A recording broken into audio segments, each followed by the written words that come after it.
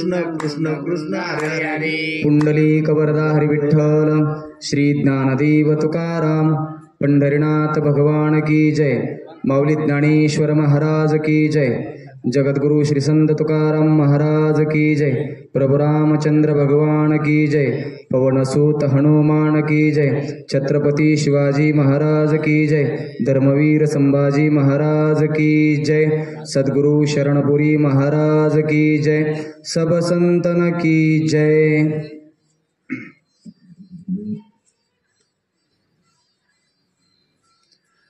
तू मन हे मीची करी, माझ्या भजनी प्रेम धरी. सर्वत्र नमस्कारी मज एकाते. आज या ठिकाणी सद्गुरु शरणपुरीजी महाराज पांडुरंग परमात्म्याच्या पवित्र दरबारामध्ये आपल्या या खडकवाडी या गावामध्ये सालाबाद प्रमाणे संपन्न होणारा अखंड हरिनाम सप्ताह आणि या सप्ताहातील 5व्या दिवसाची प्रवचनाची सेवा माझ्याकडे आलेली आहे. ग्रामस्थांच्याकडून माझ्याकडे आलेली आहे. आजचे जे प्रवचनकार आहेत काही अपरिहार्य कारणांमुळं त्यांना या ठिकाणी येता आलं नाही, म्हणून रिकाम्या जागा भरा. मला रिकाम्या जागा भरण्याचं आपल्याला काम करायचं आहे. तर प्रवचन रूपी सेवेसाठी उच्चारलेली जी ओवी आहे श्रीमद ज्ञानेश्वरी या ग्रंथातील 9वा अध्याय, 9व्या अध्यायातील 517 क्रमांकाची ओवी आहे. अखंड हरिनाम सप्ताह जगद्गुरु श्रीमंत श्री तुकाराम महाराजांच्या गाथापारायण आणि त्याबरोबर वारकरी सांप्रदायिक कीर्तन असेल, प्रवचन असेल, हरिपाठ असेल आदी उपक्रम या सप्ताहाच्या माध्यमातून चालू आहेत. वारकरी संप्रदायाने ही घालून दिलेली एक परंपरा आहे. मानवी जीवनाच्या उद्धारासाठी मानवी जीवन कृतार्थ व्हावं, मानवी जीवन धन्य व्हावं, मानवी जीवनामध्ये भगवंताचं यथार्थ स्वरूप आपल्याला कळावं आणि आपल्या जीवनाचं सर्वतोपरी कल्याण व्हावं, हा एक उद्देश साधू संतांनी या साधनेच्या माध्यमातून ठेवला. कीर्तन साधनाने, संतांच्या संगतीने, भजनाने, संतांच्या आचार विचाराने मानवी जीवनाचं कल्याण होईल. म्हणून तुम्हा आम्हाला प्रत्येकाला हे वारकरी संप्रदायाने एक माध्यम घालून दिलेलं आहे आणि त्या अनुषंगाने आपण वाट चालत आहोत. बऱ्याच वेळेस असं होतं, सहज लोकांना जर विचारलं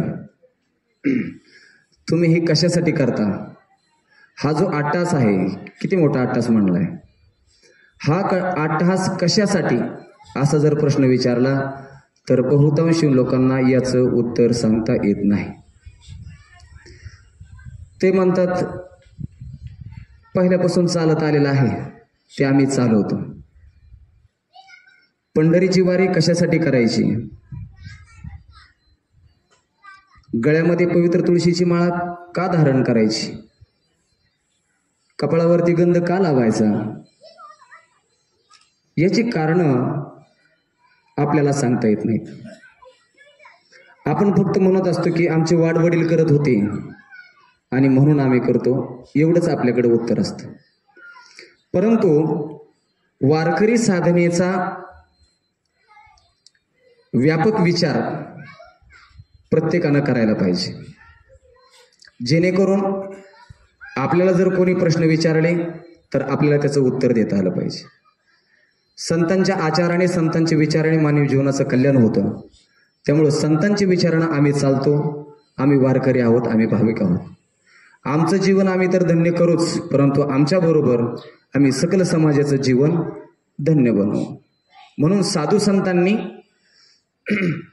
अभंग जे लिहिले, साधू संतांनी ग्रंथांच्या रचना केल्या, त्याचा एकमेव उद्देश अखिल मानव जातीला शाश्वत सुखापर्यंत नेऊन पोहोचायचं, एवढा एकमेव उद्देश आहे. म्हणून हा सप्ताहाचा जो अट्टहास आहे कीर्तन प्रवचनाचा भजनाचा, हा अट्टहास आपल्या कल्याणासाठी संतांनी आपल्या समोर ठेवलेला आहे. म्हणजे आपलं कल्याण आपल्याला कळत नाही, आपलं कल्याण संतांना कळतं. बुडत हे जन न देखवे डोळा आणि येतो कळवळा म्हणून. जग बुडतंय, जग पतनाच्या वाटेने आहे, हे साधू संतांच्या लक्षात आलेले आहे. आणि म्हणून संतांनी हाक दिली. कितीतरी ठिकाणी आपल्याला वाचायला, ऐकायला, अनुभवायला मिळतं. उठा जागे व्हा रे. आता आपण जागे नाहीत का? संत म्हणतात उठा आणि जागे व्हा. लोक म्हणले आम्ही जागेच आहेत. असे जागे नाही.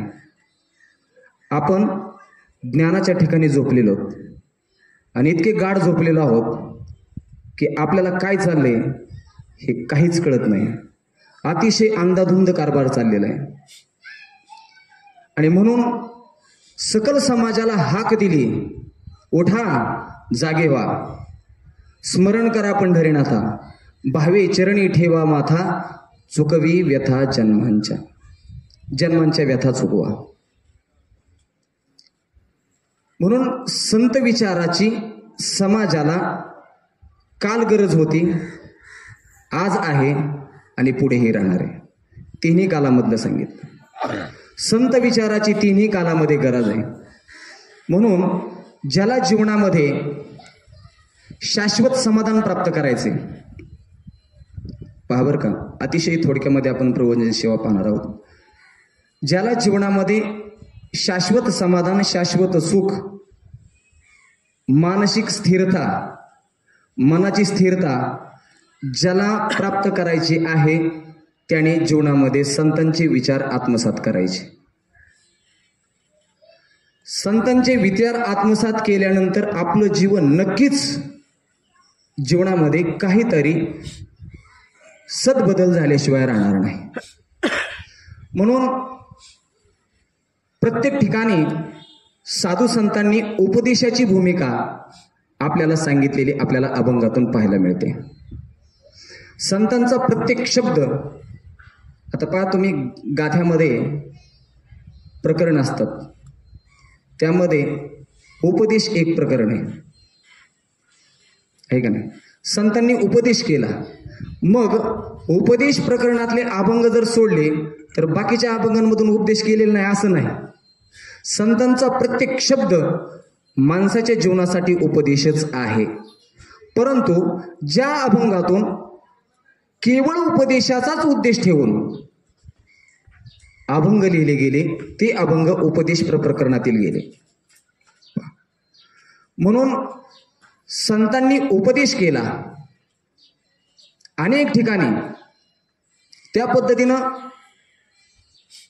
विश्वसंत ज्ञानेश्वर माऊली असतील, जगद्गुरु तुकोबाराय असतील, आदी सर्व संत मंडळी, या सर्व संत मंडळींनी एकच अट्टहास केला, मानवी जीवाला हाक दिली, मानवी जीवाला जाग करण्याचं काम केलं, मानवी जीवनाला एक सन्मार्ग दाखवून दिला, जेणेकरून मानवी जीवनाचं कल्याण होईल. म्हणून माऊली म्हणतात की तुमच्या जीवनामध्ये तुम्हाला जर शाश्वत सुख प्राप्त करायचं असेल तर आजच्या ओवीला अनुसरून मानवी जीवनामध्ये सुखाचं कारण आणि मानवी जीवनामध्ये दुःखाचे कारण पहा. मानवी जीवनामध्ये माणसाला दुःखाला कारण मन आहे आणि मानवी जीवनामध्ये माणसाच्या जीवनामध्ये सुखाला कारण सुद्धा मनच आहे. तुका म्हणे मन उतरी भवसिंधू आणि मन करी बंधू 84चा. मन बंधनातही टाकतं आणि मन बंधनातून मुक्तही करतं. मन सुखही देतं आणि मन दुःखही देतं. मनाचा विचार खूप व्यापक आहे. मनाचा अभ्यास त्याच्यावर थोडंसं वैयक्तिक चिंतन करा. मला एवढं एक्सप्लेन करता यायचं नाही त्याच्यावर, पण तुम्ही वैयक्तिक चिंतन करा त्याच्यावर. मन, गीताशास्त्रानं असं सांगितलं. आता हे जे मन आहे, हे मन केवढं आहे? मन राहतं कुठं? मन काय काम करतं? मन कोणी पाहिलं आहे का? मन दिसतं का? तर मन दिसत नाही. तुमच्या मनात काय आहे हे मला कळतंय का? आणि माझ्या मनात काय आहे हे तुम्हाला कळतंय का? लोक म्हणतात तुमच्या मनातलं मला कळालेलं आहे. तसं नाही. ते मन, गीताशास्त्र असं सांगतं, हे मन कैसे केवढे ज्ञानोबराय म्हणतात. पाहो जाता तरी न सापडे, एरवी राहट वया थोपडे त्रैलोक्य. हे मन इतकं मोठे, याला त्रैलोक्य सुद्धा राहायला पुरत नाही, एवढं मोठे. आणि लहानात लहान म्हटलं तर अतिशय सूक्ष्म आहे मन. मन हे बलवान आहे, मन हे वेगवान आहे आणि मन हे चंचल आहे. मनाचा स्वभाव सांगितला ज्ञानोबरायांनी. चंचलम ही मन कृष्ण प्रमाती बलवत दृढम तस्याहम निग्रहम म्हणणे वायुरीव सुदुष्करम. मनाचा स्वभाव हा चंचल आहे, मुळात मन चंचल. आता पहा, ज्यावेळेस आपण कीर्तनामध्ये बसतो, प्रवचनामध्ये बसतो, भजनामध्ये बसतो, पारायणामध्ये बसतो, त्यावेळेस आपल्याला मन स्थिर करावं लागतं. मन स्थिर होत नाही. ज्यावेळेस बाजूला एखादा आवाज होतो, तो आवाज झाल्याबरोबर आपलं मन तिकडं केंद्रित होतं. पहा, म्हणजे याचाच अर्थ काय? आपलं मन हे अस्थिर आहे. मन काय? अस्थिर आहे.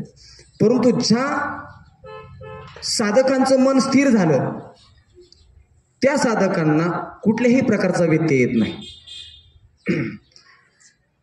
आता इथं गाडीचा हॉर्न वाजला, लगेच कानावरती पडला. परंतु संपूर्ण मन जर एकाग्र असेल तर त्या गाडीचा हॉर्न सुद्धा ऐकू येत नाही. विद्यार्थी जर अभ्यास करत असेल तर त्या विद्यार्थ्याचं जर अभ्यासामध्ये एकाग्रता असेल तर त्या विद्यार्थ्याला कुठल्याही प्रकारचा आवाज येत नाही, कितीही गोंधळ, कितीही गडबड असू द्या. पहा, ज्यावेळेस आपण टीव्हीवरती बातम्या पाहत असतो, घरातून कितीही जरी हाका मारल्या तरी सुद्धा आपल्याला ते कळत का? तितके आपण आवडीने ते पाहतो. पहा, आपलं संपूर्ण मन त्याच्यामध्ये असतं. आता पुढं काय होणार आहे? आलं लक्षात? म्हणजे मन स्थिर आणि मन अस्थिर, मनाच्या दोन अवस्था. मग अस्थिर जे मन आहे, ते अस्थिर मन माणसाला कधीच सुखापर्यंत नेत नाही. अस्थिर मन माणसाला दुःख देतं आणि स्थिर मन माणसाला सुख देतं. मग आता हे अस्थिर जे मन आहे ते आपल्याला काय करायचंय? स्थिर करायचं. कारण जोपर्यंत मन स्थिर होत नाही तोपर्यंत सुखाची अनुभूती येऊ शकत नाही. मग हे मन स्थिर करायचे, त्यासाठी उपाय काय आहेत? शास्त्रामध्ये काही उपाय सांगितले असतील ना, तर याचं मनाचं एक ज्ञानोबरायांनी खूप मोठं एक वैशिष्ट्य सांगितले आणि मनाचा एक स्वभाव सांगितला. चांगला स्वभाव. आपण म्हणत असतो मन लय बिलिंदर आहे, मन खूप वाईट आहे, असं आपण मनाला नावं ठेवत असतो. पण मन चांगलं आहे या दृष्टिकोनातून आपण मनाकडे पाहत नाही. पहा, तुम्ही कुठल्याही गोष्टीकडे पाहताना चांगल्या दृष्टिकोनातून जर पाहिलं तर त्याची फलश्रुती सुद्धा आपल्याला तशीच मिळते. पहा, एक झोपडी आणि त्या झोपडीच्या बाजूनं एक पाऊल वाट जात असते आणि शेजारी झाडी वगैरे आहे. अशी एक वनामध्ये एक झोपडी अशी, आणि पाऊलवाट जात असताना त्या पाऊलवाटेनं एक साधू निघालेला असतो. त्या साधूची दृष्टी त्या झोपडीकडे पडते. कुठल्याही गोष्टीकडे पाहताना त्याचा दृष्टिकोन कसा असावा यासाठी मी हे सांगतोय. त्या झोपडीकडे ज्यावेळेस त्या साधूची दृष्टी जाते त्यावेळेस त्या साधूच्या मनामध्ये विचार येतो, झोपडी किती छान आहे, या झोपडीमध्ये मी जर बसलो आणि जप जर केला तर माझा जप किती छान होईल, माझं ध्यान किती छान होईल, माझा योग किती छान होईल, आणि निघून जातो. थोड्या वेळानं त्याच वाटेनं एक विद्यार्थी निघालेला असतो. तो विद्यार्थ्याचं लक्ष झोपडीकडे जातं. त्याच्या मनामध्ये विचार येतो, या झोपडीमध्ये माझा अभ्यास किती छान होईल, मला कुठल्याही प्रकारचा व्यत्यय येणार नाही. त्याच वाटेनं एक चोर निघालेला असतो. त्याचं लक्ष त्या झोपडीकडे जातं. त्याला असं वाटतं, माझ्या चोरीचा माल ही तर किती शाबूत राहील. झोपडी एकच आहे, पण त्या झोपडीकडे पाहण्याचा दृष्टिकोन प्रत्येकाचा भिन्न भिन्न आहे. मनाकडे पाहत असताना आपण विचित्र म्हणून पाहतो. मन चांगलं नाही, मन ओढाळ आहे असं म्हणून आपण पाहतो. पण मनाकडे चांगलं म्हणून आपण कधीतरी पाहिलं पाहिजे. आणि माऊलींनी तीच प्रेरणा आपल्याला दिली एका ओवीमधून. एथ मनाचे एक निके, मनाचा एक चांगला स्वभाव आहे. मन वाईट आहे नाही असं नाही, चंचल आहे, स्थिर राहत नाही, सारखं धावत राहतं. परंतु माऊलींनी सांगितलं की एक स्वभाव मनाचा चांगला आहे, तो तुम्ही पकडून ठेवा. कोणता? एथ मनाचे एक निके, एकच म्हटलेले, एक चांगली गोष्ट आहे मनाची. कोणती? जे देखिलिया गौडीच्या ठाया सोखे, मनोनी आत्मसुखाची कौतुके दावीत जाईजे. तुम्ही मनाला जे द्याल ते मनाला आवडेल. मग मनाला आपण काय देतो ते आपल्यावरती अवलंबून आहे. मनाला जर चांगली गोष्ट दिली तर मनाला त्या गोष्टीची आवड लागते. मनाला संगीताची, शास्त्रीय संगीताची, मनाला भजनाची गोडी लावली, मन भजनामध्ये रमेल. आलं लक्षात? मनाला मोबाईलची आवड लागली, ती मोबाईलमध्येच रमणार आहे. आलं लक्षात? जे तुम्ही त्या मनापुढं त्याला खायला द्याल त्या पद्धतीनं ते त्याचं सेवन करणार आहे. म्हणून माऊली म्हणतात की तुम्ही मनाला होता येईल तेवढं चांगली गोष्ट देण्याचा प्रयत्न करा. मन हे मुळात चांगलंच आहे. आलं लक्षात? म्हणून या अस्थिर मनाला स्थिर जर करायचं असेल तर माऊलींनी साधा आणि सोपा उपाय सांगितला. भगवान श्रीकृष्ण म्हणतात की तुमचं जे मन आहे ना ते मनच तुम्ही मला देऊन टाका. तू मन हे मीची करी. तुमचं मन मला द्या. आता मन देता येतं का?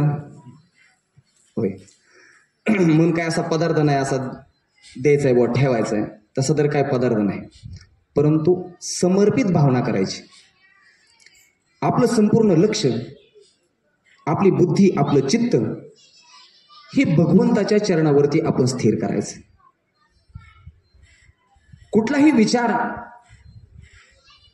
आपल्या मनामध्ये न येता, बघा ना तुम्ही, 24 तास आहेत एका दिवसामध्ये, 24 तास आहेत. 24 तासापैकी आपण भगवंतासाठी किती वेळ देतो याचं थोडंसं कॅल्क्युलेशन आपलं आपण स्वतः करायचं की आपण किती वेळ दिला देवासाठी आज. आता हे जे आहे बाकीचं हे सगळं बाह्यरंगानं आपण पाहतो. या सर्व बाह्यरंगानं मी सांगतोय तुम्हाला, याच्यामध्ये थोडा बाह्यरंग थोडा अंतरंग मी सांगू शकत नाही ते. परंतु अंतरंगामध्ये तुम्ही जा. तुम्ही देवासाठी शाश्वत किती वेळ दिला 24 तासातील, थोडंसं अंतर्मुख होण्याचा प्रयत्न करा. आणि ज्या वेळेस तुम्ही 5 मिनिट 10 मिनिट वेळ द्याल त्यावेळेस तुम्हाला शाश्वत सुखाचा अनुभव आल्याशिवाय राहणार नाही. तू मन ही मीची करी. तुमचं मन मला पाहिजे. आता हे मन समर्पित केल्यानंतर जे अस्थिर मन आहे, जे चंचल मन आहे, ते मन भगवंताच्या चरणाच्या ठिकाणी स्थिर होतं. कारण मन थांबण्याचं एकमेव ठिकाण म्हणजे भगवंत. दुसरीकडं मन स्थिर राहत नाही. आता याला प्रमाण द्यावं लागेल. असं प्रमाणाशिवाय नको सांगायला. तुकोबरायांची भाषा आहे. आता कोठे धावे मन, तुमचे चरण देखलिया. तुमचे चरण पाहिल्यानंतर आता मन कुठं धावेल, म्हणजे याचाच अर्थ मन कुठेही धावणार नाही, मन स्थिर होणार. आणि मन का एकदा भगवंताच्या चरणावरती स्थिर झालं की मग भाग गेला शिन गेला आणि अवघा झाला आनंद. अशा पद्धतीने म्हणून तू मन हे मीची करी, पुढं माझी या भजने प्रेम धरी. माझ्या भजनामध्ये प्रेम धरलं पाहिजे, प्रेम असलं पाहिजे. आता आपल्या भजनामध्ये सर्व असतं पण प्रेमच नसतं बरं का. म्हणजे जी गोष्ट आपली गाडी नेहमी उलटी प्रवास करते, संतांनी जसं सांगितलंय. आता पहा, शास्त्रामध्ये असं सांगितलंय, थोडं विषयांतर होत आहे पण सांगतो तुम्हाला, नेहमी गाडी आपली उलटी कशी चालते. शास्त्रामध्ये एक श्लोक आहे, एक पानन सुखारोग्यम द्विपान निष्फलम भवेत अतिश्रेष्ठम त्रिपाणांचे चतुर्थम पंचकम तथा. नागिनीचे पानं नसतात का, जेवण झाल्यानंतर अष्टभोगापैकी एक भोग आहे, पान खातात लोक. मग ते पान खाताना शास्त्राने सांगितले, आपण पानं किती खातो, किती, 2 पानं खातो. आता 2च का घेतात बरं, याचा कधी विचार केलाय का? 2च का घेतात, 1 का घेत नाहीत किंवा 3 का घेत नाहीत, 2च का घेतात? मला सुद्धा प्रश्न पडला हा श्लोक वाचल्यानंतर. कारण शास्त्रामध्ये असं सांगितलं श्लोकामध्ये, एक पानम सुखारोग्यम, 1 पान आरोग्यासाठी चांगले, आणि द्विपानम निष्फलम भवेत म्हटले, 2 पानं चांगली नाहीत. आता का चांगली नाहीत ते विचारू नका मला. द्विपानम निष्फलम भवेत अतिश्रेष्ठम त्रिपाणंच चतुर्थम पंचकम तथा. 3, 4 किंवा 5 पानं खाल्ली पाहिजेत, आरोग्यासाठी चांगले आहेत. 1 पान चांगले, द्विपानम निष्फलम भवेत. आणि नेमके आपण 2च घेतो म्हणजे आपली गाडी उलटी चालते. मन भजनामध्ये साधू संतांनी सांगितलं की प्रेम असावं, आणि आपल्याकडं प्रेम सोडून सर्व गोष्टी असतात. परंतु भगवंताचं भजन करत असताना पहा तुम्ही, नाथ महाराज म्हणतात, प्रेमाविन भजन नाकाविन मोती आणि अर्थाविन पोती वाचुनी काय. पोतीला जर अर्थ नसेल तर काही काम नाही, नाकामध्ये मोती नसेल तर त्या नाकाला तरी किंमत काय आहे का नाही. आणि भजनामध्ये जर प्रेमच नसेल तर त्या भजनाला सुद्धा काही किंमत नाही. म्हणून माझी या भजनी प्रेम धरी, माझ्या भजनामध्ये प्रेम ठेवा. 2 गोष्टी सांगितल्या, तुझं मन मला दे, माझ्या भजनामध्ये प्रेम तू दिलं पाहिजे, भजनावरती प्रेम केलं पाहिजे, भजनामध्ये सर्वस्वी प्रेम असलं पाहिजे, समर्पित भावना असली पाहिजे. भजनामध्ये फक्त आणि फक्त भगवंताच्या भेटीचा उद्देश असला पाहिजे. माझी या भजनी प्रेम धरी. आणि शेवटचा मुद्दा, सर्वत्र नमस्कारी मज एकाते, सर्व ठिकाणी मला तो पहा. शुनीचे व शोपाकेच पंडिता समदर्शन हा. गीताशास्त्र असं सांगतं. प्रत्येक जीवामध्ये आपल्याला ईश्वराचं स्वरूप दिसलं पाहिजे. आपण मतभेद करतो, साधू संतांनी मतभेद केलेले नाही, अलग लक्षात. प्रत्येक जीव समान आहे, साधू संत म्हणतात. नाथ महाराजांनी काशीवरून पाणी आणलं, सर्वांना कथाभाग माहिती आहे की नाही. आणि उन्हाळ्याचे दिवस होते, असंच ऊन होतं, तेवढं उन्हाचं. आणि नाथ महाराज ज्यावेळेस काशीवरून पैठणमध्ये आले, आता पाहतो मी, काशी कुठं पैठण कुठं, गंगेचं पाणी घेऊन आले. आणि आणल्यानंतर तिथं ज्यावेळेस पैठण क्षेत्रामध्ये आले त्यावेळेस एक गाढव पाण्या वाचून तडपडत होतं. आता जीव सोडणार आहे गाढव, पाण्याची त्याला आवश्यकता आहे, पाणी नाही मिळत त्याला. त्यावेळेस नाथांनी असा विचार केला का, मी आता एवढं काशीवरून पाणी आणलंय, मग इथं गाढवला कसं काय पाजायचं, है की नाही. तसा विचार केला नाही. शुनीचे व शोपाकेच पंडिता समदर्शना. प्रत्येक जीवाच्या ठिकाणी पाहत असताना भगवंताचं स्वरूप दर्शन म्हणून पाहिजे. कोणामध्ये भेद करायचा नाही, कोणाचा द्वेष करायचा नाही, कोणाची निंदा करायची नाही. परमार्थाचं हेच लक्षण आहे. म्हणून सर्वत्र नमस्कारी मज एकाते, आणि हेच माझं स्वरूप आहे. तुम्ही जर दुसऱ्याचा द्वेष करत असाल, दुसऱ्याची निंदा करत असाल, आणि भगवंताची पूजा जर करत असाल, देव म्हणत असेल उठ इथून, लोकांचा द्वेष करून माझी पूजा करून तुला काय मिळणार आहे. म्हणून सर्वत्र नमस्कारी मज एकाते. माणसाच्या जीवनामध्ये शाश्वत सुखाचा अनुभव येण्यासाठी संतांनी अनेक ओव्या, अनेक अभंग आपल्या ग्रंथांमध्ये आपल्यासाठी लिहून ठेवलेले आहे, आपल्यासाठी सर्व अट्टहास केलेला आहे. म्हणून किमान आजपर्यंत नका का नसताना आपला प्रवास तर चालत आलेला आहे. कारण कसं असतं, परमार्थ एका दिवसाच्या, एका वर्षाच्या, एका जन्माच्या गोष्टी नाही. त्या जन्मोजन्मी आम्ही बहुपुण्य केले, तेव्हा या विठ्ठले कृपा केली. हळूहळू प्रवास करायचा, जास्त घाई करायची नाही. कारण परमार्थामध्ये घाई चालत नाही बघा, अतिशय सावकाश. काय कायला वाटतं सांगितलं की त्याला वाटतं लगेचच माळ घालावी. म्हणजे आता तुमच्यापैकी नाही कोणी येणार, परंतु होतं तसं बऱ्याच वेळेस. सांगितलं की लगेच लोक म्हणतात आम्हाला आजच माळ घाला महाराज.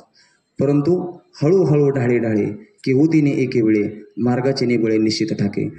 तुकाराम महाराज म्हणतात, तुका म्हणे येथे नचले तातडी प्राप्त काळ घडी आल्यावेन. फक्त स्थिर राहायचं, सावकाश प्रवास करायचा परमार्थाचा, अगदी सावकाश, परंतु चालत राहायचं. चरैवेती चरैवेती, चालत राहा तू तुझ्या देहापर्यंत एक दिवस निश्चित पोहोचतील. म्हणून तो मन हे मीची करी माझी या भजने प्रेम धरी सर्वत्र नमस्कारी मज एकाते. आपल्याकडे वेळ कमी आहे, पुढं आपल्याला हरिपाठ घ्यायचा आहे आणि कीर्तनाची जी वेळ आहे गुरुजींनी सांगितलं आता महाराज लवकर येणार आहेत, त्यांना पुढचा कार्यक्रम आहे. म्हणून आपण प्रवचनाची सेवा जी आहे ती इथंच थांबवणार आहोत. पुढं हरिपाठ घ्यायचा आहे. म्हणून ग्रामस्थांच्या वतीने आजची जी रिकामी जागा आहे, आजचे जे प्रवचनकार आहेत ते प्रवचन काही कारणांमुळे या ठिकाणी येऊ शकले नाहीत. म्हणून त्यांच्या ठिकाणी मी प्रवचन माझ्या यथामती यथावकाश बोलण्याचा प्रयत्न केला. माझ्या सद्गुरूंच्या आशीर्वादाने ज्ञानोबा यांच्या ओळीवरती थोडक्यात निरूपण करण्याचा प्रयत्न केला. जे काही चुकलं असेल, माझ्या बुद्धीचे दोष आहेत, बरोबर आहे, सद्गुरूंचा आहे. म्हणून आपल्या या ठिकाणी मला आनंद वाटला. कारण कसं होतं, सत्पुरुषांची भूमी आहे. गुरुवर्य परमपूज्य डॉक्टर बाबांच्या या मार्गदर्शनाने हा कार्यक्रम चालतो. आणि मी ढाळे महाराजांना पुन्हा धन्यवाद देतो की मला कसं होतं की इतक्या भावयुक्त अंतकरणाने कार्यक्रम करणारे लोक अतिशय शुद्ध मनाने, स्तुती करत नाही बरं का तुमची, पण अतिशय नियोजन चांगलं. आणि महाराज मला गेल्या वर्षीच म्हटले होते, महाराज आपल्याला 7 दिवस तिथं जायचं आहे. मी काहीतरी माझं प्रारब्ध असेल, मी गेल्या वर्षी येऊ शकलो नाही. कारण कसं होतं, प्रारब्धाच्या गोष्टी असतात. रात्रीच आपण चिंतनात बोललो, जसं प्रारब्ध माझं ठरलेलं आहे. इथं 7 दिवस माझी रोजी ठरलेली होती, म्हणून मी यावर्षी आलो. आणि सर्वजण प्रेम करणारे शिवाजीदादा असतील, अविनाशदादा असतील, कैलासदादा असतील, सर्व गुरुजी मंडळी आहेत, आपले आप्पा आहेत, कोरडे आप्पा, डोकळे गुरुजी आहेत, सर्वांचं प्रेम आहे. आणि म्हणून 7 दिवस तुमच्या संगतीमध्ये या ठिकाणी परमार्थाचा आनंद घेतोय. डॉक्टर बाबांची भेट घेण्याची इच्छा महाराजांना म्हटलं. आम्ही आळंदीमध्ये सुद्धा गेलो होतो. सत्पुरुषांची भेट खूप महत्त्वाची असते. मी जवळजवळ 3 वर्ष फक्त विचार मनामध्ये यायचा की गुरुवर्य परमपूज्य मारुती बाबा कुरेकर यांची भेट माझी व्हायला पाहिजे. फक्त चिंतन करायचं, पण मला वाटायचं मला तिथपर्यंत कोण घेऊन जाईल हा प्रश्न होता. आणि त्यानंतर डॉक्टर बाबांची भेट. एक दिवस असं झालं, आम्ही बाबांची ही भेट घेतली. आणि साधूंची जी लक्षणं असतात, आम्ही तिथं गेल्यानंतर, प्रसंग सांगतो आता थोडक्यात 2 मिनिटांमध्ये. आम्ही तिथं गेल्यानंतर बाबांच्या जवळ बसलो. बाबांनी सफरचंद घेतले आणि ते चिरायला सुरुवात केली. त्यावेळेस मला वाटलं हे का कार्यक्रम चालला चिरण्याचा सफरचंद.